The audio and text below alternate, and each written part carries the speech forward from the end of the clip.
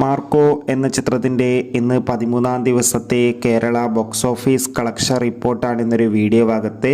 വീഡിയോയിൽ മുൻപ് video like ചെയ്യുക, ചാനൽ സബ്സ്ക്രൈബ് ചെയ്യുക. ഡിസംബർ മാസം ഇനിയും ധാരാളം ചിത്രങ്ങൾ OTT റിലീസ് ചെയ്യും. ചാനൽ ഭാഗം പരിശോധിച്ചാൽ നിങ്ങൾക്ക് കാണാം.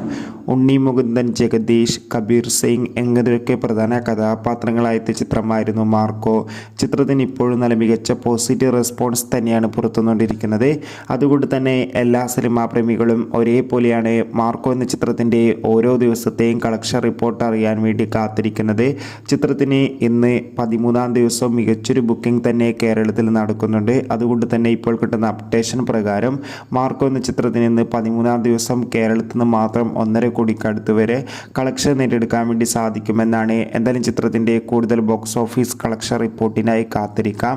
മാർക്കോ എന്ന ചിത്രം കണ്ടവരുടെ അഭിപ്രായം കമൻറ്റ് ചെയ്യൂ. അടുത്തൊരു വീഡിയോയിൽ കാണുമ്പോൾ ബൈ ബൈ.